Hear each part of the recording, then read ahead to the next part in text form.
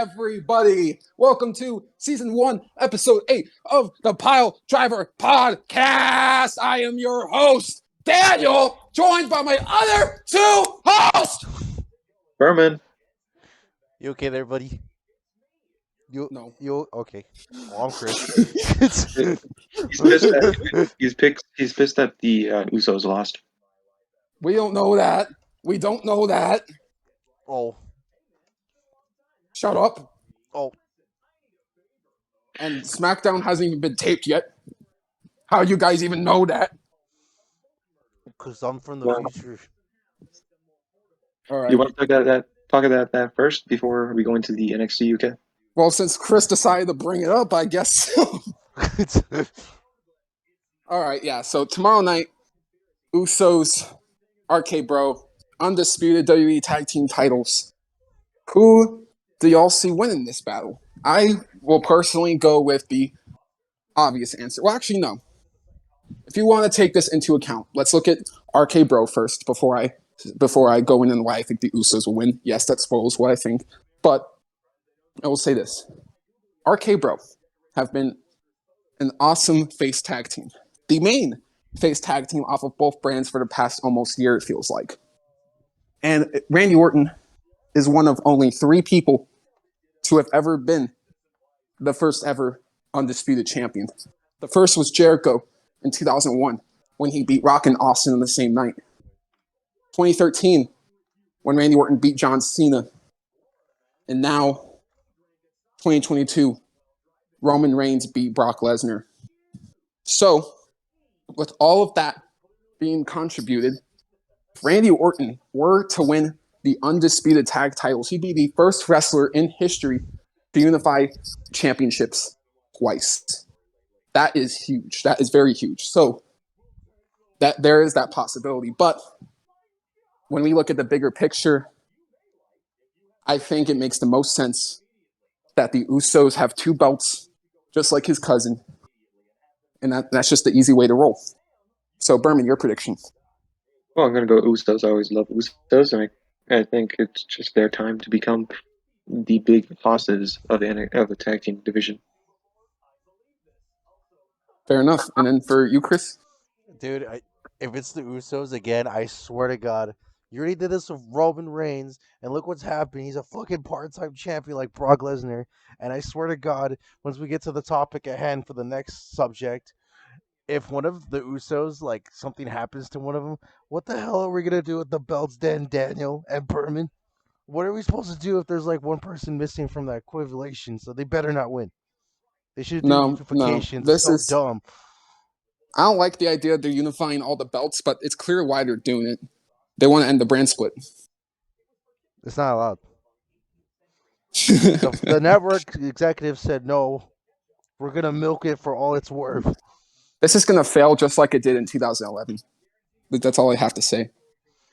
They're going to fail splitting up. They're going to fail combining these rosters again. And in 5 years, we're going to be in the same situation where there's a Raw and SmackDown brand split. If this is the route they really want to go. And honestly, Roman Reigns hasn't been a Brock Lesnar kind of champion. I'm going to defend Roman for taking a part-time schedule here in comparison to Brock, okay? And here's why. Brock never has dealt with actual health issues. Roman got leukemia twice. The pandemic happened. Honestly, the most important thing is Roman Reigns' health at the end of the day. That was never a priority with Brock. Brock went away for months and took a break on a farm for no fucking reason. There's the major difference. Damn. Now, next up, I'm going to let Berman talk first here for this review. We are going to, for the first time ever, review NXT UK, the 200th episode. Take it away, Berman. Got it. So the NXT UK show that I've been watching since it has been started. First match was going to be Oliver Carter and Ashton Smith versus Joe Coffey and Mark Coffey. This is for a part for the triple threat match against Mustache Mountain happening in 2 weeks. And this was it was actually a pretty good match. I remember watching these two. There was a big thing, and because the backstage, not backstage things, but because Joe and Mark Coffey has something happening between those two, like really bad malfunctions, and like Joe Coffey's getting pissed off that he's not been winning titles. So there have been some bad bloodlust, I say bad blood between those two. But I love it was a good match, and it's probably I would say it's definitely a 7. It was pretty good, and at the end it was Oliver Carter and Ashton Smith winning by I think it was the cutter. It was the electric chair cutter finisher that they used, and I think it was good at the end. After the end, Joe and Mark Coffey uh, get, I would say, angry at each other, but resolves that at the end of the match. Yeah. So honestly, what would you give it? 7. I'll go with that same rating. I thought this was a good match. I didn't think this was spectacular by any means, but this was the right way to start the show, in my opinion. Carter and Smith, I just gotta say it, they're impressing the hell out of me. They are, and I hope they have a bright, bright future ahead of them. So, Chris, your thoughts?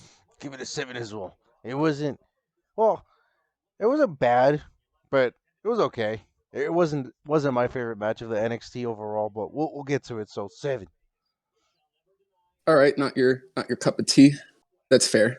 Is it because it's from the UK and they're British? All right. Out of nowhere. Yeah. All right. So, what is next, Berman? All right. Next was at the end, the confirmation that A-Kid will be fighting against Charlie Dempsey in a Heritage Cup match in 2 weeks. Pretty much that's actually going to be next week. This is going to be actually a great match. I love these two. They're pretty much going to be a technical. It's very technical. That's pretty much me and Chris's type of style of match, where it's super technical, a lot of strike submissions, a lot of wrestling, no very hard hits, except maybe a kid using his super kick. But I Okay. can't wait to see this match because I always love these two fight. Mainly Charles Dempsey. I love Charlie Dempsey. Dope. Then it's going to be. It was a really cool thing that happened for the 200th episode. An awesome video package. Pretty much, it was pretty nice. I love that they did this. It was just pretty much commemorating all the UK stuff that happened. I liked it. I always love NXT UK doing this stuff. Next, this is where I'm always skittish between this right now. It is because all the NXT 2.0 people coming into the UK. I don't like that so much. Don't get me wrong, there's some good things, sides about this. This is next match that we talk about. This is a good side of it, but there's the bad side. This is with Lash Legend intro uh pretty much interrupting. Interrupting? Yeah, sorry, No, good. interrupting Emily McKenzie, which is great. She is getting teased by Mako Satomura right now, and this was actually pretty good. I just don't like Ash Legend in there. I just don't want anything bad to happen in UK. Don't want them to do 2.0 NXT UK. It's NXT UK is perfect as it is right now. Yeah, So I just don't like 2.0 people that's right fair. now. But there's two people right now that have been impressing me who came from 2.0 in NXT UK, and one of them that we're going to be talking about is Ivy Nile versus Nina Samuels. Now I love Ivy Niles. I think she's better in NXT UK than 2.0 right now. And I can't wait to see if she does more because big thing happening, a big teaser that happened this week for NXT that next week it will be probably Ivy Nile versus Mako Satomura for the title. Okay. They did a teaser with that like today, and but I can't wait to see this. But Ivy Nile versus Anita Samuels, great. Pretty much Ivy Niles trying to pretty much show how powerful she is doing push-ups by using her legs crossed. That was really funny. I love that. The submission, Dragon Sleeper version of it, great finish. I always love seeing Ivy Niles, and Chris has a lot of things about to say because he's actually a big fan of her right now. She's Yeah. dark. So I leave it to them. I'm going to have a 7.5 for myself. All right. Yeah, you know what? Before we give it to Chris, I thought it was really good. Thought it was really good. Ivy literally looked like $1,000,000 in that ring, and honestly, she looked better here than I think she ever has in 2.0. I don't think that's a bold statement to make whatsoever. But I will say this, Berman. I kind of do agree with all these 2.0 guys coming into the UK. It's not really. I don't know. It feels a little weird, but I will say this: if it helps the 2.0 people improve their craft, then I think that in itself is a good thing. And Ivy Nile can definitely be one of those examples. She, like I said, looked more like a star in the UK than she ever did in America. So she looked really good here. I'm going to give it a 7.5. Take it to Chris. Let's give it an 8, man.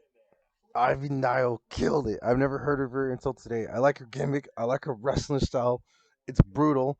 And honestly, she's better than Jade because unlike Jade, she can sell the finishers. She hits the moves perfectly. Just give her the UK belt or whatever it's called over there.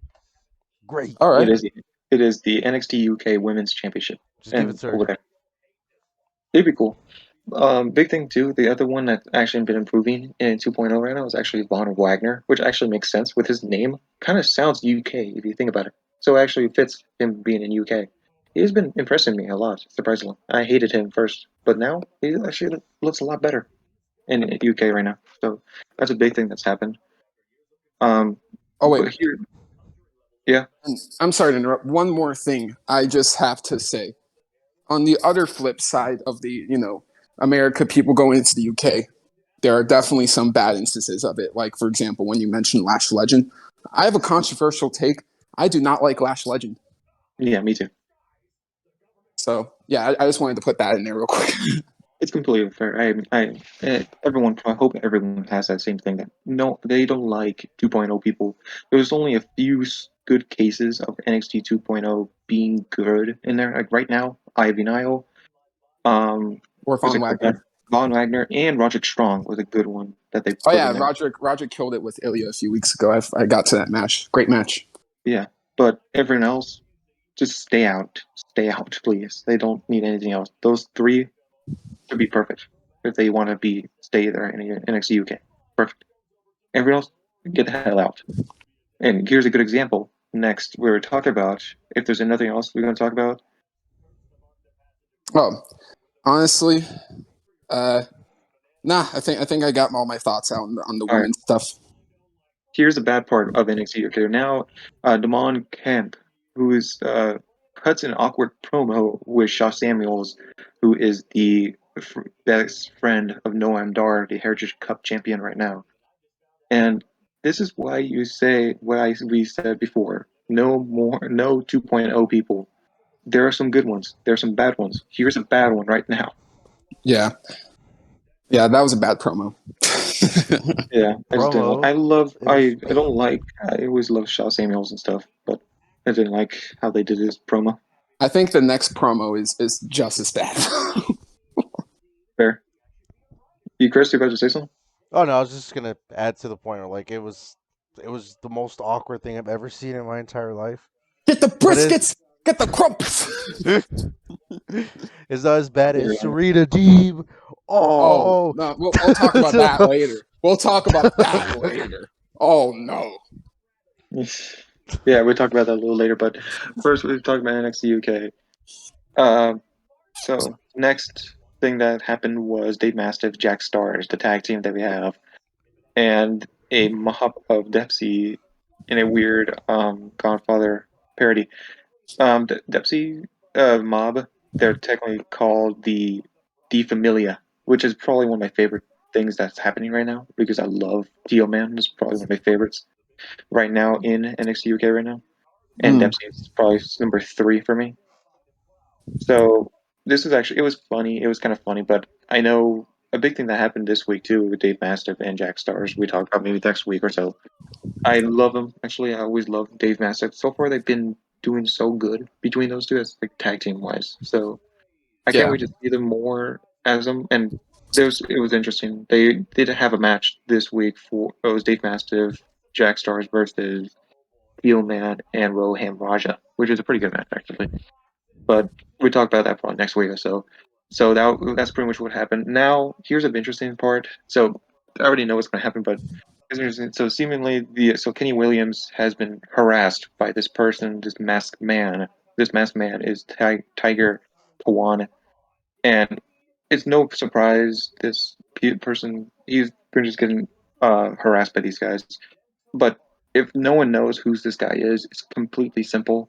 The person who's under this mask is Amir Jordan, the former tag team partner of Kenny Williams, and it makes completely sense. In this match, they had a match a long time ago, Kenny Williams versus Amir Jordan. Whoever loses that match gets kicked out of NXT UK.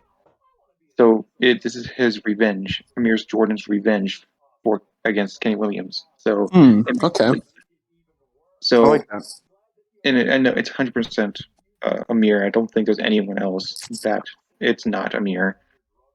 So I can't wait. It'll be interesting to see if there's anything that develops. It's actually an interesting storyline right now, and I can't wait to see if there's anything else. Any opinions with this at all? Honestly, it seems interesting. Like I didn't really know too much of the context going on with what Kenny Williams, but honestly, I'm intrigued just from this one little like promo. And honestly, that I can definitely say it was better than the two promos prior to it. Yeah, pretty fair. Now, the big main event, the biggest match for the 200th episode, NXT UK Championship, Ilya Dragunov, Jordan Devlin, Part 2. Whoever loses this match is leaves NXT UK. This was a great match. I actually loved this match, and I think it's probably one of the best matches of the year for WWE. I feel like I don't know why. I just feel like that.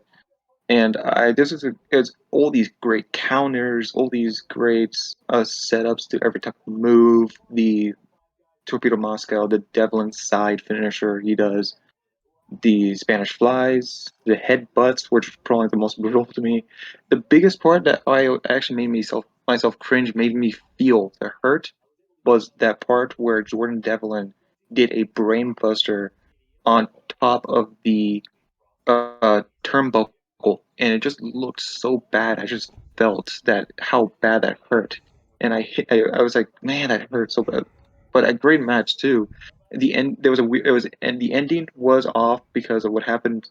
Jordan Devlin pinned Ilya Dragunov to win, but Ilya Dragunov had his leg on the rope.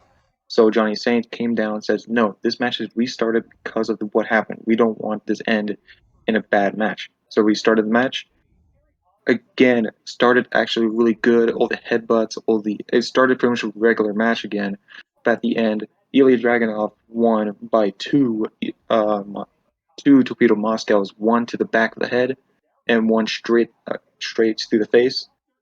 And this was a great match, and I gotta give this to me probably a say a 9 for me. I love seeing these two fights. Ilya's probably number one of NXT UK for me. So I can't always love watching him. All right, I can definitely respect that opinion. Honestly, yeah, I mean, I thought this was a very good match. I don't know if I loved it quite as much as you, but yeah, I thought it was really good. I thought the turnbuckle spot was gnarly. That was definitely an awesome spot.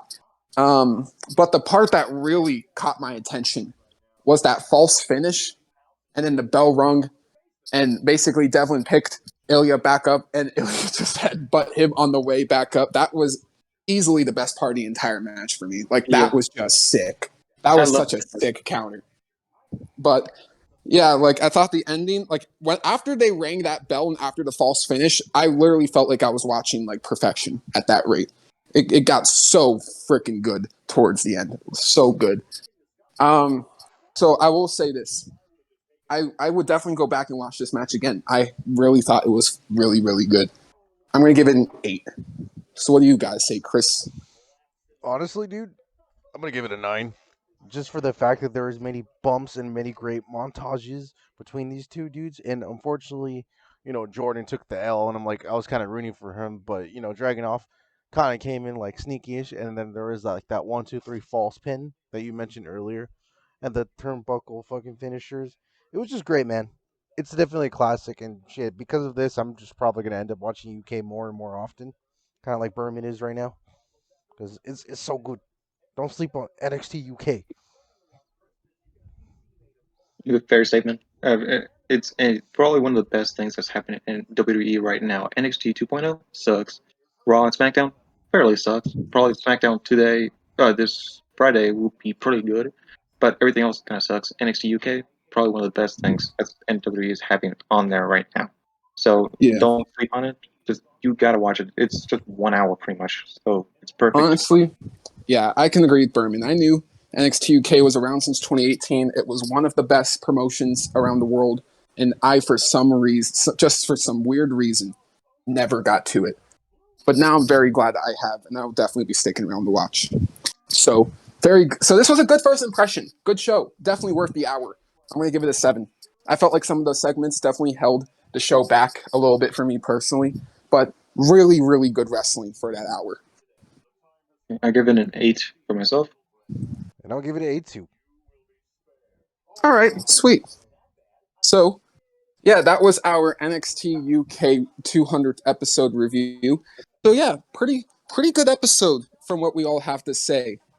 Now let's talk about some drama that happened on Monday Night Raw. Yeah, Sasha Banks and Naomi, a lot involving them. I waited and waited to get as much information out as possible, and obviously all the information is not out because of one very important thing. We have not heard the other side of the story. We've only heard one side, and that's WWE's. And we'll just go off of their side of the story, I guess, or I'll go off of what most sites have been saying. So there was a pitch for Sasha and Naomi to, defend the tag titles or do a tag title feud at Hell in a Cell against Nikki Ash and Doudrop, because they see that they're building the team right now and they want to make the women's tag titles feel more important than it does currently, and because it does not have a lot of importance. And I think that is something quite obvious for anybody watching the weekly product. So yeah, this is the deal though. So they rejected that, and they were going to have a 6-pack challenge. Sasha, Naomi, Doudrop, Nikki, Becky, and Asuka. The winner was supposed to be Naomi. And apparently, the person she was going to pin was her tag team partner. And on top of that, they were each going to have title matches against Bianca Belair and Ronda Rousey just to lose. So yeah, we're sending Naomi to the Raw belt and Sasha for the SmackDown belt. And what does that really accomplish? You have both your women's tag champions losing on a pay-per-view and making them overall look like inferior champions. And that is where Sasha just did not like the idea whatsoever. So Sasha was being called bratty, spoiled, basically getting insulted for not liking the idea that they were pitching at her. And at that moment, it seemed like Sasha and Naomi just said, screw it, handed the tag belts over to John Laurinaitis. Originally, it was Sasha who walked, but then Naomi joined her. So, yeah, interesting stuff. A lot of WWE shills are calling Sasha and Naomi, they're calling them unprofessional brats, whatever you want to go with here. But this is just me getting very, very personal real quick, right? Mm-hmm. Sasha Banks has done more for this company than any woman has in the last 10 years. Not Charlotte, not Becky, not Bayley, not Asuka. It's been Sasha. And if anyone says otherwise, they are wrong. Sasha was the one who had the best women's match in history with Bianca Belair in the main event of WrestleMania. And anybody could say, well, it's not the best in history. Oh, shut up. It had the most, it had the most impact out of any women's match in significant history. And simply put, it was a possibility that nobody ever saw happening, right? Sasha has been in roles like The Mandalorian, She's been champion over and over again. She's got her money. She is a superstar.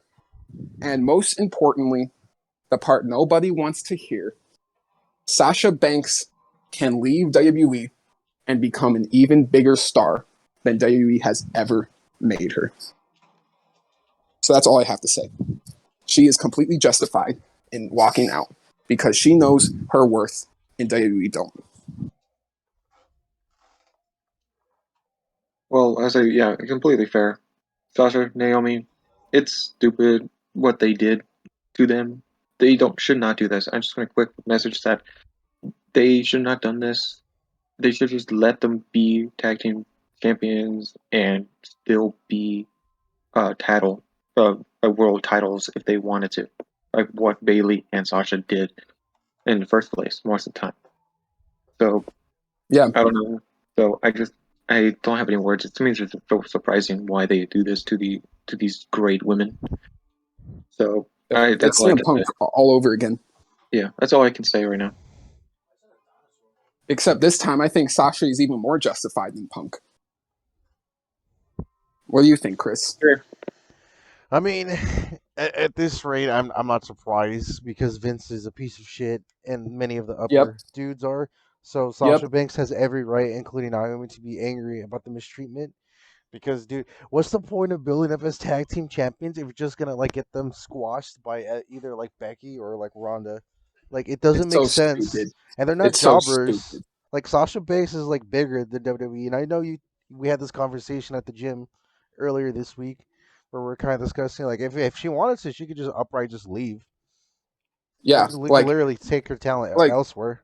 like the Sasha goes to AEW argument, like that's not even existent. She is literally so bigger than both these companies. Nobody is actually thinking about this.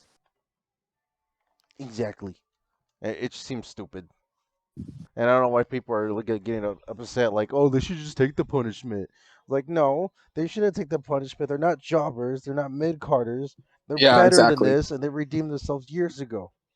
Yeah, and for anybody that wants to say, "Oh, these are unprofessionals," they walked out. This is all I have to say to you stupid people. This is why you stupid people are stuck doing 9 to 5s for the rest of your entire lives. Because you idiots will never chase any dreams or anything because you people aspire to nothing. That's the truth. No question about it. Any WWE idiot trying to knock Sasha has no dreams, no aspirations, and they are a fat low life loser on Twitter. But That is the truth. but Daniel, they have NFTs. They have a Like, monkey. and by the way, speaking of Twitter, I see you idiots post AEW botches all the fucking time. Act like WWE doesn't ever do it. No, don't worry. There is a new segment we're going to have starting next week called the WWE Botch of the Week. It doesn't matter if it's Brock. It doesn't matter if it's Roman. It doesn't matter if it's somebody I love. They are going to get made fun of for every single little mistake they do as if they are superhuman. Because that's how you people like to treat AEW. So I'll be giving that same energy back to you freaking losers and see how you all think about it. Also, Now, subscribe to our channel.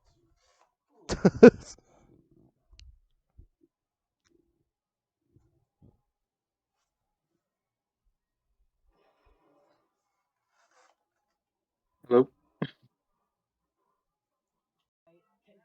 all right, we talked about this a few weeks ago. Nash Carter has been removed from 2K22. And a few weeks ago, he wasn't. We were confused because he was fired from the company, yet still in the roster for DLC. But no, they looked like they just removed him entirely. So I can't really say too much until more evidence comes out about Nash Carter. I don't want to get too deep into that because I'm gonna have a lot to say about CM Punk later too. So yeah, Berman, go ahead. Well, I think it's a good thing. I don't know if we still know that much about what happened between him and whatever happened. So we just trying to see hope for the best, but at least he's out for now, and maybe they will either add someone new or just leave it as is. But I don't know if we want to mention too what happened with MJF and Nash Carter. That the Nash Carter, sorry, MJF is supporting Nash Carter, saying about it, kind of supporting Nash Carter's with whatever's happening. Yeah, like he basically said that he used to know Nash Carter very well, believed they lived with each other at one point, and he is not anti-Semitic, and he believes he's a good person. That's basically all it was. So, but to be fair to MJF's credit, or maybe not to MJF's credit, he might not know the entire context of the other situation. So, yeah, that's all I have to leave it at. What do you gotta say about this, Chris? I mean, I'm glad they removed him from the game from what's been happening in his life. So it's a good choice. But until there's more news and more coverage of what's going on with Nash Carter, I'll be Yeah, neutral because I don't my want to be only like one of those fear. dudes that roast him for no fucking reason without any proof. No, yeah, that's the thing I'm fearing, right? Is that he ends up actually not doing anything at all, and then we basically just fired him and removed him from the game uh, off of false allegations. That would suck if that's the case. That's terrible, but who knows? We don't know the entire context to it. Now, anything you guys have to say left about WE today? Nope. No, sir. All right. Now on to AEW. But before we get to AEW, I'm dedicating a good portion of this video to a rant. Yes, a rant about, thankfully, people who were not on Dynamite at all yesterday. Sammy Guevara, Ty Conti, and America's Top Team, or American Top Team, whatever the fuck they are. Doesn't matter. What does matter is this. This is easily, and I mean easily, combining WWE and AEW, the worst feud of 2022. Yes, the worst. And let me just say it. This feud has not had not one, but two double turns. A bunch of hot potato bullshit. A bunch of, Dan Lambert going off, being a womanizer per usual. Then we have frickin' Sammy Guevara and Ty Conti being as irritating as ever. And honestly, I'm so irritated by these two to the point where even if they were separated on screen, I would still be irritated by seeing either one of these people. Like, honestly. And then Scorpio Sky's character is all over the fucking place in this feud with him, seeming like he wanted to be defending TNT champion, but that all happened just for him to basically turn heel.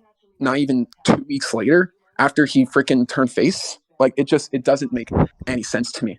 And again, I just don't understand what the hell Tony is trying to do here with the TNT title. Like, I know recently in an interview he was on Swerve's podcast, and he basically said that he had no idea that the fans, grew to hate Sammy and Ty as much as they did, considering that before they were on screen together, they were both beloved by the AEW fans, myself included. But as time has gone on, they just really got in their bag of being pretty shitty people from what it seems like. And yeah, and then like I said, for America Top Team, Scorpio Sky being a flip flopper, Dan Lambert just being incredibly unlikable on that mic. When you really analyze it, there is not a single person in this entire feud to root for. Not one who feels like a face. Nothing. This feud is literally only about the title at this rate. And that's me playing it nice. I don't even know what the fuck this feud is about anymore. I don't know why these two teams have been fighting for 6 months now. Yes, this feud started in November. We were, Inner Circle. Sammy was with the Inner Circle, and he took on the American Top Team then. And that wasn't the end. No, they got involved with the story between Sammy and Cody. And then after Cody left, Sammy and Ty got shoved into the same storyline Cody and Brandy were in. This whole thing is the definition of a fucking mess. At the time Sammy beat Miro, I thought it would be fine because at the time I saw a lot of potential in Sammy. and I thought he was a very good performer. However, he has become more and more reckless over time, more and more irritating over time, and more disingenuous over time. So that is why I personally am no longer a fan of Sammy Guevara. The fact that he basically posed with his girlfriend with the title, uh, basically the title that Brody Lee held, basically using it as a fucking sex proper, trying to insult Dan Lambert with it. It's just absolutely ridiculous. And like these two basically look like children, and everyone else looks like a bunch of douchebags as well. I literally have nothing to say except fuck this feud and Tony Khan. What the fuck are you doing? Completely fair. I don't like this. This Don't get me wrong. I actually like Scorpio with whatever is hell is happening, but like Jesus Christ, this is just getting just stupid right now. So I just hope these things can get the hell over, and we go back to the days where TNT Championship is the best open challenge title, and I'm just hoping that that goes back soon. Yeah, and one more thing I have to say about the TNT title was that AEW were very prominent on making the TNT title a secondary title, but never a mid card title. They wanted to treat it with respect, with importance, and that is not the case right now whatsoever. This title is officially on the equivalent of the US title from Raw, the IC title from SmackDown, and the North American title from NXT. This belt is officially nothing different than those belts now. I have to say it. So, yeah. Anything else you gotta say, Berman? Nothing for me, Chris. Nope. Yeah. Honestly, what a stupid fucking feud. And if I see this bullshit at Double or Nothing, you best believe I am walking out of that arena and taking a good smoke break. Get the fuck out of here with this bullshit. Now, the positive part, AEW Dynamite 5/18/22 review. This show was something else, man. Wow. You guys got any quick thoughts before we dive in? Nothing for me. I'm just excited to talk about this. Same. Let's get on with it. Yes. So we kick things off with the Owen Hart Cup quarterfinal. Our boy, the ROH TV champion Samoa Joe, and his opponent was not John Morrison, not Johnny Mundo, not Johnny Impact, but Johnny Elite. And yeah, I will say this was quite a pleasant surprise. And I gotta say, I think Johnny Elite is like the second behind, or the third, I would say, behind Osprey and Ricochet in terms of just being one of the most insane high flyers we have today. But I gotta say this: I don't blame AEW. I blame me. I wanted this to be either Cesaro or Gargano, and it wasn't. So I blame me for putting those expectations on myself. And I'm not trying to say they're better than Johnny Elite. I'm not trying to say that at all. I'm just trying to say that's what I personally expected. And there were some people not happy at all that this wasn't Johnny Gargano, actually, which is pretty funny. Yeah, Johnny, we all love you being a dad, but I think we're starting to get a little impatient over here. And now, though, I will say this was a very good match. I think they both showcased themselves very well here.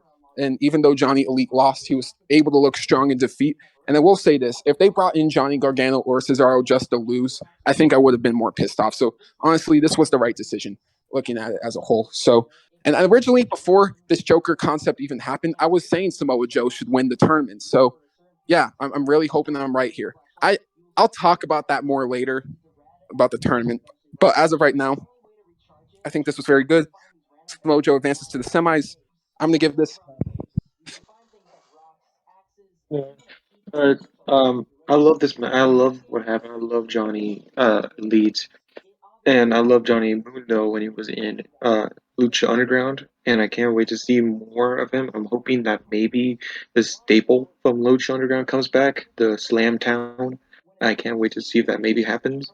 This was a great match. I do love the match. I can't wait to see if they do more because WWE misused Johnny Mundo Johnny Elite a lot, and now when he's out of it, they're gonna be trying. I hope they give him more respect and they give him a bigger thing for him to do. And a great match. I definitely gotta say it's a 7.5 for me. Yeah, and then as for me, I'm not too familiar with John Morrison or Johnny Lee, but there's one funny thing too that we're talking about before the podcast began. And to be fair, on Daniel's part, it was like briefly announced for like a split second. Like whoever the AEW Twitter manager was screwed up so bad because they tagged Yeah, Johnny Gargano instead of they the actually Joker, tagged Johnny and Gargano and instead of then Johnny and Morrison. then when Johnny Elite came out to it, everyone was so fucking mad. No, yeah, you could see it in the crowd. They wanted Gargano right there. They were so disappointed. But besides that, the match is actually I'm not too familiar with John Morrison's matches. I mean, I've seen like a couple of matches here and there, but he did pretty good. I like his high file styles, and I hope to see more of him. So Yeah, overall, it was pretty decent. And Samoa Joe killing it like always. So 7 out of 10 like for me.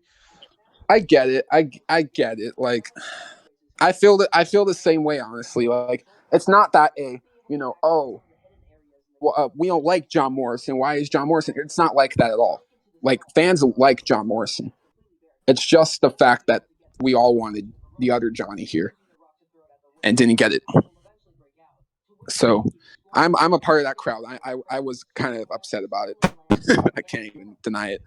And I get it. He's a father right now.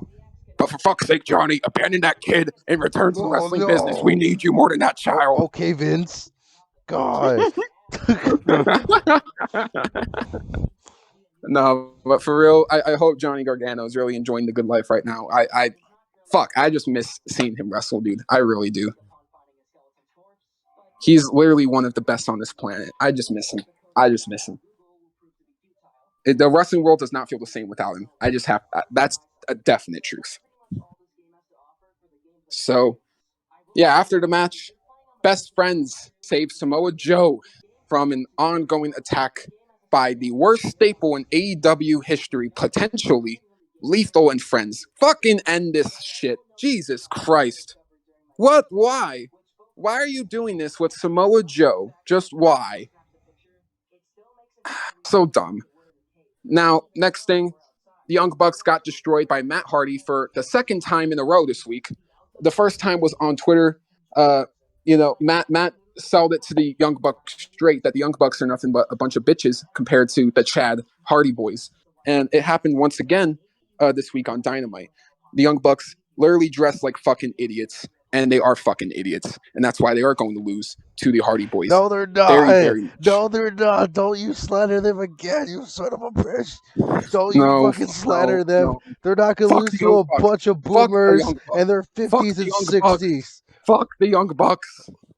Hardy Boys old. Oh, Hardy yeah? Boys old.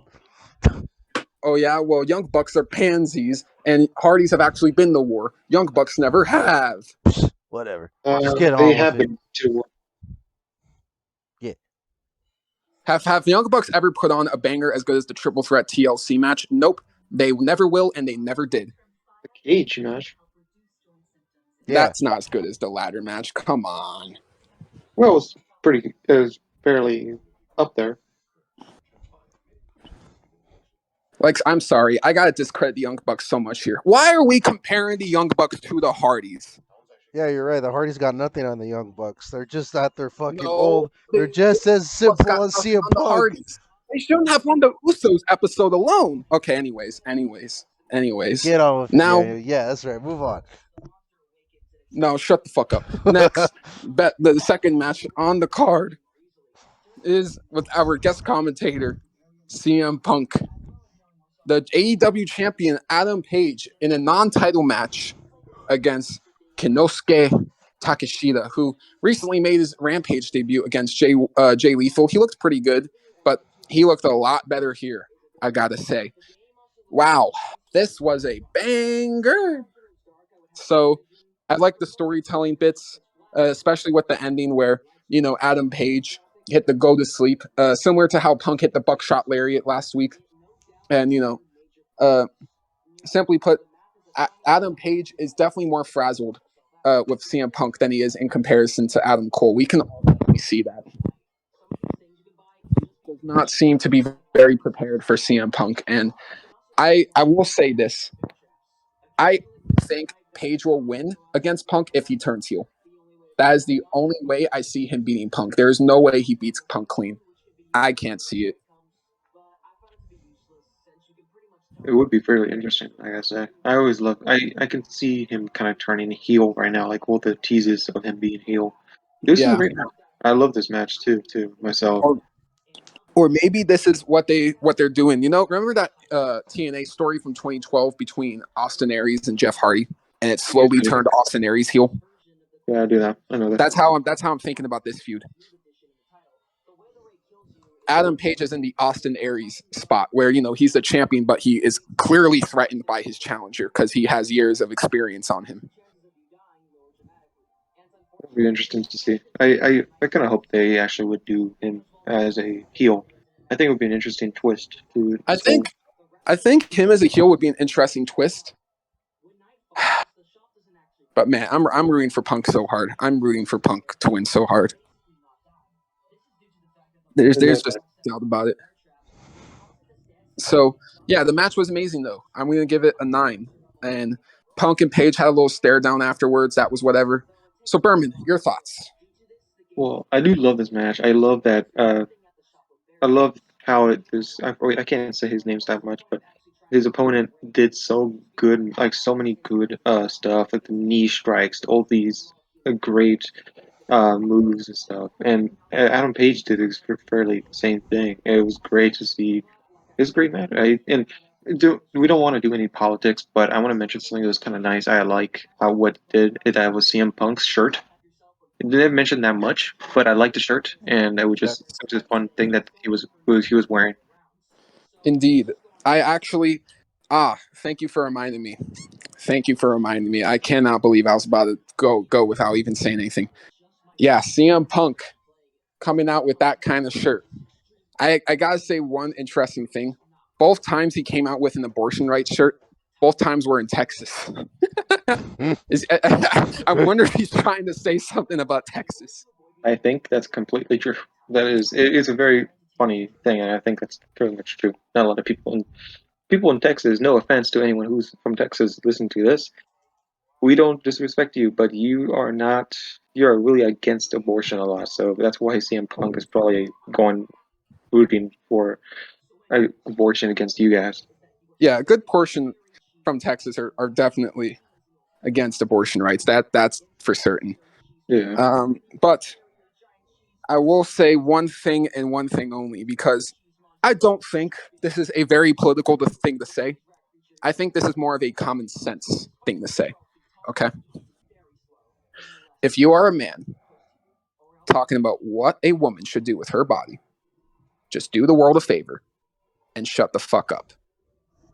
Moving on. All right.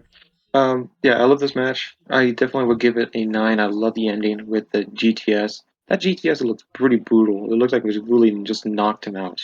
But definitely, I love the match. So definitely a 9. You too, Chris?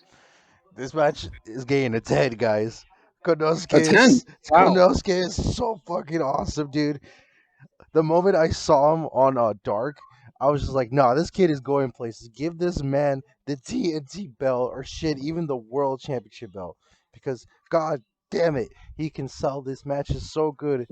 And even Hangman's finisher wasn't even good enough to beat him. And there's many times where I was like, Let's be fair, he didn't try to pin him afterwards. no, I know, but like, dude, like, there were so many times in the match I'm like, holy shit, is Konosuke actually beat Hangman Adam Page? Because he was so close. Right, like they did a very good job at. I never thought for a second Konosuke would beat him, but they did as close to a good job as they could have to making us believe that possibility. Yeah.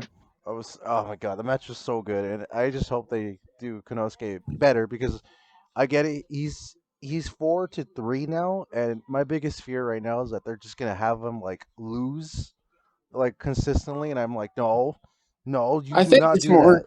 that. I think it's more of the fact that he's a newer guy, and they do that a lot with the newer guys. Like if you actually take a look at Daniel Garcia, for like the first like 3 to 6 months he was relevant, all he did was lose. All he did was lose. There was not a single time he actually picked up a valuable victory until he joined the the Jericho Appreciation Society. True, but in my humble opinion, he's better than that guy and a million times. So AEW, All right, that's fair. And then doing another better. thing I know is Nosuke is a DDT guy, not exactly an AEW guy. So I don't know. I don't know what the contract details are for Kenosuke and how much they can utilize him. So that's another big thing right there. True. Well, either way, if he leaves AEW or whatnot, I'm gonna look out for his matches. Shit, I'm probably gonna watch some of his best of on Reddit, Circle Square, and our Find some stuff. subreddit, Power Find some Bomb. stuff on DDT. Yeah, Oh, it's sorry to great. interrupt you. Oh, it's good. It's great. This is a sleeper hit. Konosuke's fucking And you, awesome. 10. yeah, and you were about to mention the Reddit. Yes, ladies and gentlemen, we have an official The Power Project Reddit page. You can join us at any time. And yeah, join the conversation. You could debate with either me, Berman, Chris. Grow the community. Grow the community, man. That's honestly all that's what's up. So, yeah. What do we got next? Fuego has some backup for Rampage against the House of Black, and it is the most fierce competition ever. We got the only man in history to ever hold the AEW, TNT, AEW Women's, TBS, and both tag titles at the same time. Evil Uno, the god himself, Evil Uno, and 10, the guy who got squashed by Moxley with ease, but that don't matter because he's God too. The Dark Order are gods, and I think House of Black are very, very threatened by seeing 3 masked gods against them on Rampage. You right. You absolutely right. Evil Uno supremacy, bitch. Next, next up is Keith Lee and Swerve Strickland versus the Workhorsemen. This was very quick, and that's a good thing because you need to make Keith and Swerve look strong, and you don't really need to do that for Workhorsemen because they don't really do anything too special at this very moment. So I'm gonna give it a 7. I thought it was good. Yeah, I'll probably say the same thing. I just say I love the finisher. That is a great Swerve Stomp Spirit Bomb combination. Great. Yeah, awesome finisher. Probably definitely a 7 for me. All right, what about you, Chris? And definitely, again, it's kind of obvious. I mean, who's gonna? What are their tag team duos called? The Bear, Winnie the Pooh Bear. Bear Country. Yeah, but it was a jobber match, but it's fine. The ending really killed it, Swerve and Hobbs. But if I would like to add, like the ending to that match, holy shit! Danny took it away. You too, Brahman. So, yeah, after the match, we got Keith Lee and Swerve announcing that they are a top 5 ranked tag team in all of AEW. And that means they want a tag title shot. Starks, who was wearing probably the most ridiculous outfit I've ever seen. Yeah, the golf shirt. Yeah, I thought I loved it though. that shows exactly why Ricky Starks is as unique as he is. The fact that he's not pushed more is insane. But I will say this: we got him and Hobbs coming out, basically going like, "Oh hell nah, that shot is ours." And then we get Jurassic Express, but the one who has the mic is Christian Cage, and yeah, he basically said it like this: Jurassic Express are the best, and they can beat both of you at the same time. So triple threat tag, why not? They did it at Revolution; they can do it again. And then we get to Christian Cage insulting, Ricky Starks, insulting Swerve. Really has a problem with Swerve, I've noticed. But basically, though, he confirms the triple threat tag to be in Las Vegas, Nevada, in the T-Mobile Arena, with over 15,000 screaming fans at Double or Nothing. And on top of that, next week on the Dynamite and Rampage before Double or Nothing in Las Vegas, there will be a triple threat: Jungle Boy, Swerve, and Ricky Starks. The minute I heard this match, I wanted to get a gun and shoot myself in the head for not getting those Dynamite and Rampage tickets when I could have. What an idiotic decision I made. Jesus Christ. I've gone to Raws and SmackDowns yet. Didn't put the money into a Dynamite. I don't know. Jesus Christ. What a bad decision. That was basically AEW taunting me for not getting a ticket next week. You did get a ticket for next week, dude. We both did. I'm sorry. That triple threat is going to slap so hard. And I'm going to miss it. Open stinky. But at least there's this. At least we're going to Double or Nothing. Double or Nothing is going no slap. So odd. And it is thanks to matches like this. Matches that we've never seen before. I am very excited to go to Double or Nothing. Jesus. But the one thing I got to mention here is that Christian Cage definitely has an edge to him now. And he has honestly become one of the more interesting presences on AEW television recently. And I'm glad he's starting to really find his footing. So, yeah, what do you have to say, Berman? Well, I love seeing this. I can't wait to see this myself too. And even the match, the triple threat match, the singles triple threat match, that is going to definitely be a banger too. I can't wait to see. Yeah, I know you're sad, but I can't wait to see this. I can't wait. And yes, it is true that probably Christian has some type of edge to himself that you can notice from how he talks and how he carries himself. He does have this type of edge to himself. And it's interesting if there's something going to happen between those two. But I can't wait to see that. And that's my final opinion of this. Yeah, definitely. I'm digging what Christian got going on right now. So, Chris, what do you got to say? I'm so ready. And as soon as Christian Cage just turns heel, I'll be prepared. Because it's happening. Just you gentlemen wait. It's going to happen. And if anyone's winning that belt, sorry. But if anyone's winning that belt, it better be my boy Swerve and Keith Lee. They're taking that shit on Sunday. And no one can tell me otherwise. This is what I will say. Yes, next week will be our AEW Double or Nothing predictions on the Piledriver podcast. That's probably going to be what a fat portion of the episode is dedicated to, giving our predictions. So, yeah, be sure to check next week's episode out for sure. And yeah, all I got to say about Keith Lee and Swerve is if they do become the tag champs, that'll definitely be awesome. I do see them as singles competitors, though, if I'm being completely fair. But I definitely think I wouldn't be against a tag title run whatsoever. And I could say the same about Starks and Hobbs. You know, they've been killing it in Team Taz for nearly 2 years now, and they could definitely get their rewards from it. And I'd be okay with that too. And then as for Jurassic Express have been great tag team champions. So if they want to continue that run, no problem either. Any result is fine to me. So now we get to a little preparation interview between Red Velvet and Chris Statlander, who faced each other before, but back when Chris Statlander was the alien and back when Red Velvet wasn't a part of the baddies. So we have new dynamics to these characters now when they face off. And that should be an interesting match for either Rampage or next week. I don't know when, but they're doing that match at some point within the next week. Now, I'm gonna switch it up real quick. Chris, this is your hero segment, MJF. I feel like it would be an honor for you to talk about this 10 Lashes segment first. Okay. This 10 Lash segment was the greatest thing ever. Because for the most part, we were discussing this too, that we kind of thought they were just going to copy the Cody Rhodes thing that happened way back when. But thank God Wardlow didn't sell it.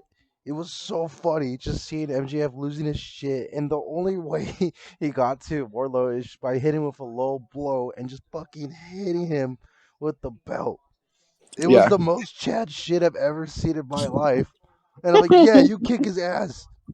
He lashed him with the belt nearly 20 times, which is almost double the amount of lashes he was originally supposed to give Wardlow. Dude, god damn it, this match is gonna be so good for next week. And you know what? Now that we're Sean mentioning it, Spears. Oh yeah, Sean Spears versus still Wardlow in and the it's cage. still Another cage match I missed. for next week. And we're gonna be there, and we can't even get the Chris, ticket what were we because thinking? I didn't think I was gonna slap that fucking hard. We've any Dynamite before a pay-per-view slaps hard. What were we thinking? Next time this happens, I'm definitely buying the Dynamite or Rampage. I'm sorry. God damn it! And your thoughts, Berman, on this segment? Yeah, I loved it. It was just funny that he just no sold it. Just like, yeah, I don't care. I don't feel anything. It just makes him get pissed off and all the, and just I was like, oh, I'm gonna slap you one last time. Nope, just low blowed him. It was pretty funny. I just can't wait to see the cage match and Wardlow powerbomb the hell out of MGF. Yeah, like honestly, MJF just even starting off the promo by not even being able to say Houston, Texas all the way through was just hilarious. Oh man, MJF is such an awesome heel. I gotta appreciate that. And then Wardlow is literally looking like the new WCW version of Goldberg back when Goldberg was like in his prime and all that. But honestly, way better than Goldberg because he can actually be a safe worker. So yeah, I thought this was cool. I thought it was really funny, and everybody involved looked good in this segment. No one looked weaker prior to this segment than they did. So yeah, that's all I gotta say. Next, this one was weird to me.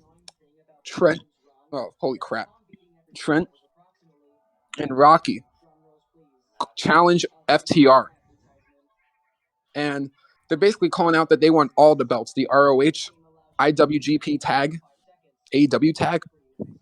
They want it all, and they're going to get it. How true is that going to be? I don't even think they're going to win one of the three belts, but that's just me. Now we get to the Owen Hart Cup quarterfinal. My match of the night. It was very hard choosing between the Kanosuke match and this match, but I'm going to give this match the slight edge. Ray Phoenix, Kyle O'Reilly, a match of two styles that worked very, very well. Phoenix had very, very unique offense in this match, like the springboard, thrust kick to the head that honestly looked nasty. And there were some other great spots too. The ending with Kyle locking in that submission was fair play, very good, and honestly, just that whole counter in general just was so damn good. It reminded me of when Nakamura countered the RKO with an armbar, but honestly, this just looked so much more smooth than when that happened. So yeah, I just got to give my props here. This was an amazing match. Kyle got the win, which I in my head it made more sense. He's the more technical guy in comparison to Ray Phoenix, and this is a tournament about honoring the technician. So I definitely think they went with the right booking decision. And Ray Phoenix is already an established star to some of the AEW fans, but Kyle isn't. So I feel like this definitely was a win he can use. And now we get Kyle O'Reilly versus Samoa Joe next week. Another match I missed. Hey, it's okay. You can watch No, it it's on not. Hulu. No, It's it's not. okay. No, I'm skipping the episode. I'm that pissed. Not really, but why? Why? Just why? Oh, That match is gonna slap next week. This was definitely Kyle's best match in AEW so far. I'm gonna give it a 9. Take it away, Berman. I really love this match. I'm always a personal fan of these two people, mainly Kyle, because I always love his technician style, and I was probably one of my favorites to watch. Raven Phoenix, the greatest luchador, and I love all the tightrope kicks that happened and all the counters of submissions that went through. This is probably one of the best matches of the tournament. I feel like it was just way too good, and I can't wait to see more. Mainly that Samoa Joe and Kyle O'Reilly match. Those two are going to be very, very, very great match, and I can't wait to see it. And I definitely got to give this a 9. One of the best out of night, and one of the best matches of Kyle O'Reilly's life. Okay. And Then you, Chris. And we got another 9. Because god damn it. At first I was like, Kyle O'Reilly was like, like you're okay, man. But god damn it, dude, I was blown away. The technician style suited so goddamn well with the high flyers. And then Kylo just being a fucking best heel, going for Ray Phoenix is still injured in shoulder and doing whatever it took for him to tap out, and plus that sick ass finisher that Ray was trying to go for, that Kyle just absolutely fucking counters it, unbelievably perfect, does his submission move, and it taps. And at that point, I was like, all right, you know what? I'm not even mad. That was great. Kyle deserves that win, and I can't wait to see who fights next. That I'm not going to see live. And it's a good mention too. He's the only Canadian in this tournament. Now, this is another thing I actually have to say real quick. Chris, no offense, but aren't you noticing a trend? What's that? You hate on a wrestler, and they prove you wrong. It happened with Ronda. It happened with Tony. And now it happened with Kyle. I think you just need to stop shitting on wrestlers after only seeing them one time.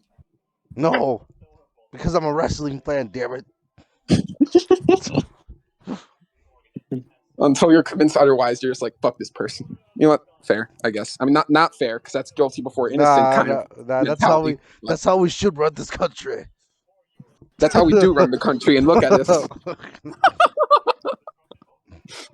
Oh, God. Yeah, I mean, yeah, this match was amazing.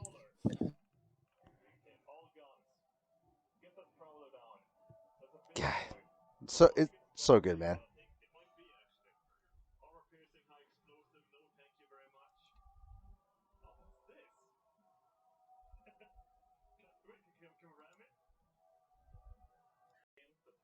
All right, next up, we got the Jericho Appreciation Society, Team Regal, confronting each other. And Jericho had a lot to say in this promo. He targeted every single person in that ring.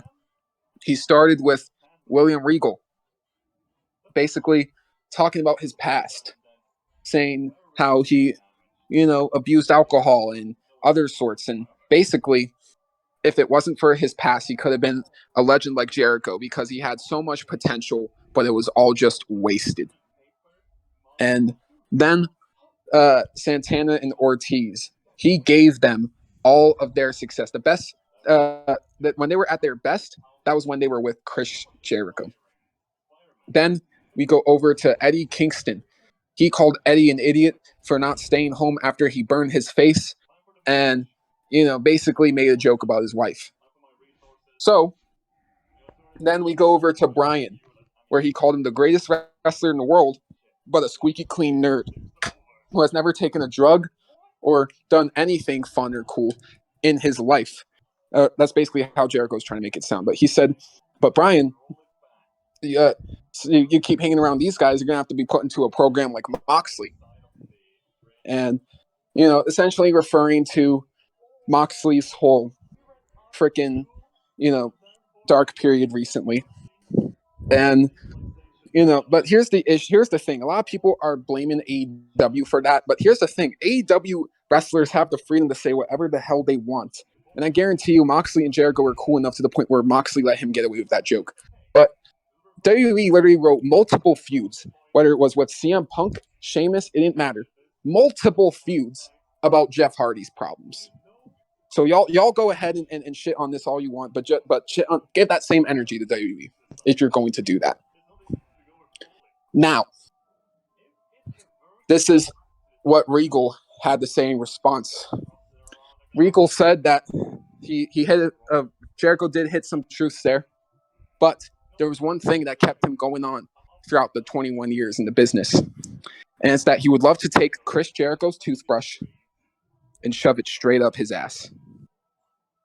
Yes, he actually said that.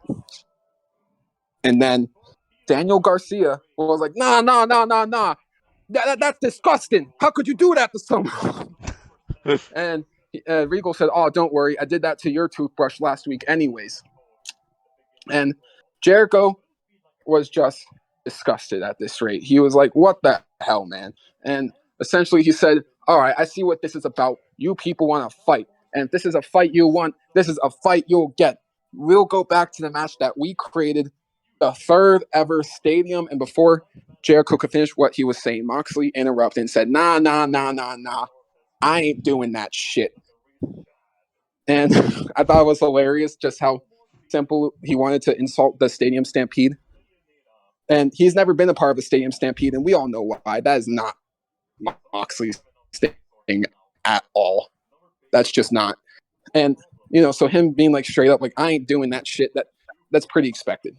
But then he wants to be in the arena with the fans, not outside of the fans. And he mentioned how that was meant for the pandemic, different times. Now we're not in that time anymore. And he wants gang warfare in front of the fans. So it will be a 5-on-5 street fight. Jericho Appreciation Society versus Santana, Ortiz, Kingston, Mox, and Bryan. If Bryan is okay, because he did get his leg trapped in between the ramp and the ring after Rampage went off the air. Unfortunately, accidents do happen, people. Don't make too big of a fuss about it. I believe he is okay, though. So that should be more than enough information. So, yeah, it's confirmed, though. They will be having gang warfare, Double or Nothing. But Jericho said this: "Kingston, are you even going to get along with your team?" Mentioning how Moxley and Santana, the last time they were in the ring together, they tried to stab each other's eyes out with forks. And then, as for Kingston, he's had problems with Bryan basically almost forever. And Bryan believes he's lazy, and Kingston believes he's a judgmental prick. And Kingston said, "Well, yeah, you are."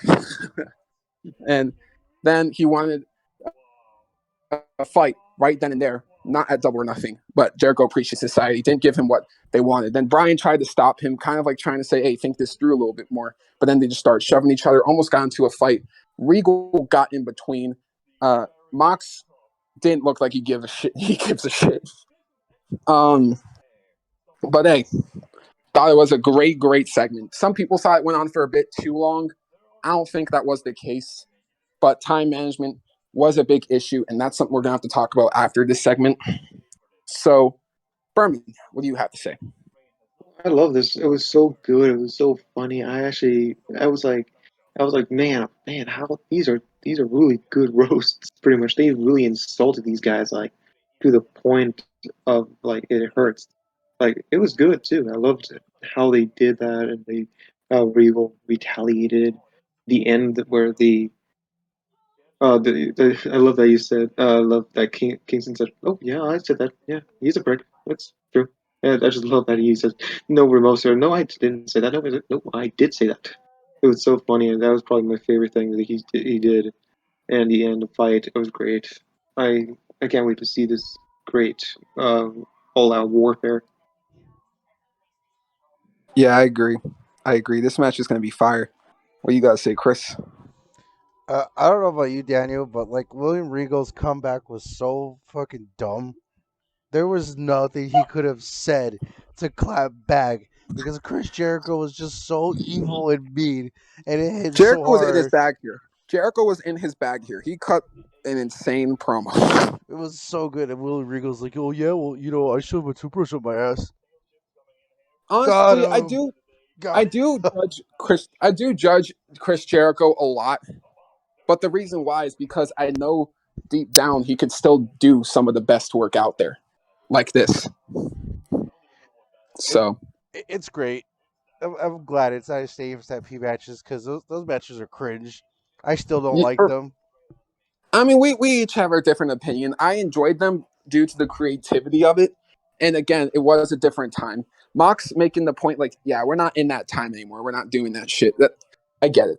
Makes complete sense to me. I definitely would have been disappointing if half of that match was just on a huge screen instead of in present. So, yeah, I am glad we're gonna get a full match from start to finish with these guys in person. Sweet. But yeah, it was great. So, I don't know. I I will say Regal's comeback did throw me off. I didn't expect him to say that. That's for sure. I did not expect him to say that. But moving on. Now, unfortunately, the show was at a 9. Then it fell from grace. So Matt and Dante challenged the Blackpool Combat Club on Rampage. That's cool, whatever, but I never realized it until now. Now I think I know why Dante isn't getting pushed. Dude, that promo delivery was awful. Awful. Like, now I get it. I didn't get it at first, but after last night, I was like, okay, no, this cannot be a TNT champion. No. Like, that promo sucked. No one can tell me otherwise. What do you guys think about it, though? It's same thing. I just don't like the promo. That's the only thing I'm gonna say right now. It's still bad, but it's not as bad as the worst promo of the night. And we'll get there. We're getting close. We're getting very close to Damn it. We're almost But there. what happened before that segment was a match. Owen Hart Cup quarterfinal. I'm going to let Chris talk about this one first because he's probably going to have the most positive opinion out of all three of us on this match. Britt Baker versus the Joker. Unbelievably, not Athena. It's Maki Ito. You guys just don't understand. You guys just don't understand how good of a do. wrestler of Maki Ito is. I saw that and I was like, there's no fucking way she came back. The motherfucker herself, Maki Ito. Like, obviously Britt was gonna kick her ass, but dude, the personality was screaming throughout this match. This match was so much fun to watch. Just Maki just fucking doing her stupid ass finisher with the planking multiple times, and when it hit Britt Baker, just overselling it. It was great, and then Maki banging her head against the turntables is so good. And the entrance team goes hard. You guys can't tell me otherwise. That was actually a fun match. It wasn't anything great, but for me, it's a 6. I think you liked it just because it's so different than anything we've ever seen on AEW. It was comedy wrestling. It's peak. I love that shit, man. I want to see more of that. It was definitely comedy. You are going to hate this if you take it seriously. And that is where I unfortunately fall down. I took this seriously. Oh. And this is why. If this was just a normal match, not for the Owen Hart Cup, I would have been more fine with it. But I don't know. I was incredibly thrown off by Maki Ito's really different offense than most wrestlers. And honestly, some of it was fun, I will admit. But I don't know. Just for a tournament in honoring Owen Hart, this felt honestly kind of offensive in how goofy it actually was. So I'm going to give it a 5. I'm indifferent. I don't hate the match. I don't love it. And Maki Ito did get to shine, but God, dude, what a disappointing Joker, in my opinion. Some will love it. Some will hate it. I'm in the club that hates it. What do you guys say, Berman?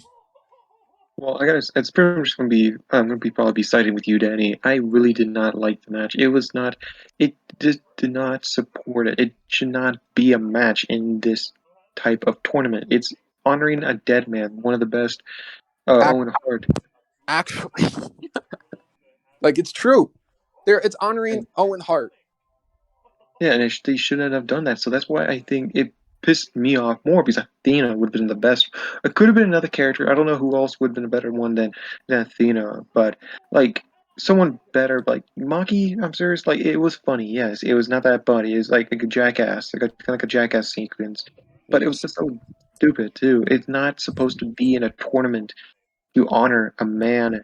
It's not. It's so stupid. It's better than John Morrison was the best one out of the freaking Joker. This was a literal Joker in all retrospect. He was a Joker, and that was perfect. It's perfectly honest. So I really didn't like the match, and it was just dumb. I knew Britt Baker's obviously going to win that. It was just stupid, and I'll probably give it a 4. 4, all right. Yeah, honestly. Yeah, I don't feel like this was the right time for Maki Ito to come in. I really didn't. And just think about it like this, Berman, real quick, right? Imagine Athena debuts. We get on the spot Britt Baker versus Athena. A good 10, 15-minute match. Athena wins. And what does that set up? Tony Storm versus Athena. Come on. That would have been so awesome. Yes, it would. They missed the opportunity here hugely. But it's whatever. I get it. An act like this could probably make the company good money. But I don't know. I just don't know. Now, Chris, the segment you've been waiting to talk all podcasts about. Yes. Go off.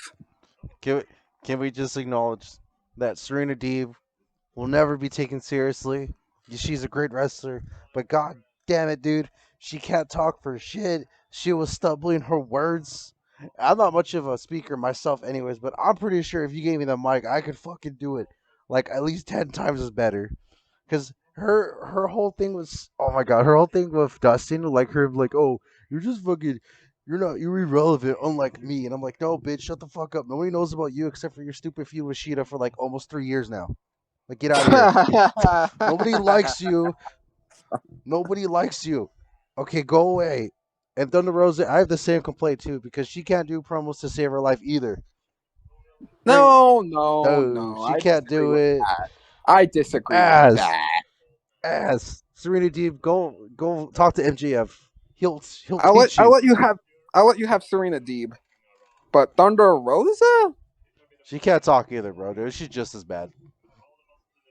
All right, Berman. Do you think Thunder Rosa is really bad on the mic? Not really. No, I probably. Yeah. I think What's the I hate think on she's Thunder? okay. I think she's okay with. Okay, not like the best, but she's pretty. She's pretty okay. Not Yeah, and like mainly she's dude fine. sucks. Yeah, like she's fine. I don't get that.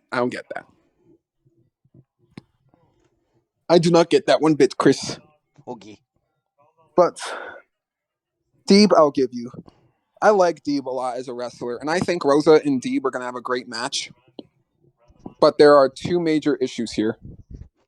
No one believes that Deeb is gonna actually beat Rosa for the belt. And the second problem, yeah, Serena Deeb was like screaming and shouting all her delivery, and like honestly, it's just so bad. I get the point that she was trying to make, how back in 2009 in WWE she literally had to shave her head just to get TV time. Like she was making somewhat decent points, but literally every single good point she could make would literally not even matter because her delivery in this promo was just that bad. So yeah, what do you guys say, Berman? I was like, Jesus Christ, I don't like Deeb, man. I love her as a wrestler. I think she's a great wrestler, but Jesus Christ, as a freaking promo guy, a person, she's like I took communication class. I got an A on that. She probably got an F on that communication class. Like Jesus Christ, like she cannot communicate her words at all. Like my God. Yeah, it's not good. Oh man. Any more thoughts, guys? All right. No. So now the main event. Now this is where I gotta call out AEW on something bad. So there were about not even 10 minutes left of the show. Jeff barely got an entrance. Adam Cole barely got an entrance. They got their entrances cut off. And there was only 7 minutes left of runtime. The match was incredibly short and even had a commercial break in between it. So at max, you got of actual like match time was like 4 minutes. And literally the match was so short they couldn't even get into second gear. So yeah, you can't blame Jeff and Cole whatsoever here. They did not get the opportunity to have the kind of match they could have whatsoever. And seeing that this is a semifinal, I was just like, what the fuck is this? And honestly, we had chaos to end the show. The Undisputed Elite standing tall over the likes of the Hardys, Darby and Sting. And I think the chaos at the end of the show kind of set up Darby and Sting versus Red Dragon. And I think that would be a great match if that's the route they're going. But if not, then what do I know? So, yes, I think the excuse for it is Adam Cole attacked him before the bell, blah, blah, blah, blah. Just doesn't work for me. It just doesn't work for me. This really got neutered when it came to its time. And that just wasn't fair at all. And you cannot blame the competitors whatsoever. And I noticed this, right? I noticed the same issue happened last week. I noticed even on one episode, Chris, you talked about how Darby and Andrade were told like they got to wrap it up. Like we keep having this issue of time constraints and where, they're just having too much on the show. Like, for example, when they added Keith Lee and Swerve last minute, I don't think they should have done that if that actually meant, less time for Cole and Hardy. And yeah, again, this is a semifinal match. This should have been at least like 10, 15 minutes. So yeah, just a massive L right here. And again, both these guys tried, but not even to fault the competitors. I got to give this a 4. That's completely fair. It was definitely a kind of time constraint match. It was just really disappointing of the semifinals. I really wanted to see this. I felt like this was going to be a great match, but then kind of became a disappointment. Don't get me wrong, there was some good types, like the Whisper and Wind counter, just the super kick. That was not that bad. I actually liked that. But everything else, man, it kind of sucked. It went downhill very quickly. So I gotta give the same rating as a 4, and I do like the chaos after the show. That's pretty cool, but I'm gonna still give it a 4. Yeah, it's completely fair. All right, Chris. I don't want to even rate it because the match wasn't even a match, guys. Like honestly, like it was 3 minutes long. But yeah, it was barely a match. I guess a 3, I suppose. But unfortunately, time constraints. Nothing on them. I wouldn't really rank it as a match. It was just filler, and the ending was cool. So, yeah. But no, like, aren't you noticing this problem though, guys? Where like they keep having short ass time on the main event. Like literally, look at Darby and Jeff. They literally only had like 10 minutes left last week. They AEW was lucky they made those 10 minutes work. But Jesus. Yeah, they don't know how to time. They don't have to time. They don't know how to time management themselves. They need to work on time management. They absolutely do. And some people are trying to say that the JAS segment went on for too long. Honestly, if I was calling the shots, I would have just removed the Keith Lee and Swerve's match and just had that be one promo. I would have just done the promo afterwards. You could have had Keith Lee and Swerve beat those idiots on Rampage or something. I don't know. But I'm just having a problem with the time management on these shows. That definitely needs to get worked on because this show was running on like a 9, maybe even almost a 10. But then like that last half hour kind of had to happen. So with that being said, I would have given this a higher score than last week, but I can't when I'm looking at it objectively. So I'm going to give it an 8. Fair. I gotta give it an 8 too. It went downhill very quickly. A snowball. It went downhill very quickly. And an 8 All right. 8 as well. Yeah. So great episode of Dynamite. Just wish that last half hour, didn't get as screwed over as it did. But yeah, so that was Piledriver Podcast, episode 8. Next week, we'll be talking about whoever the new Undisputed Tag Team Champions are, if that match does indeed go down on SmackDown. Who knows? Maybe they'll have some Roman interference and that gets delayed even later, which wouldn't even fucking shock me, honestly. But yeah, so next week, Dynamite review, another NXT UK review, and some double or nothing predictions. Thank you all so much for watching. I've been Daniel. I've been Berman. I've been Chris. And we'll see you all in the next one.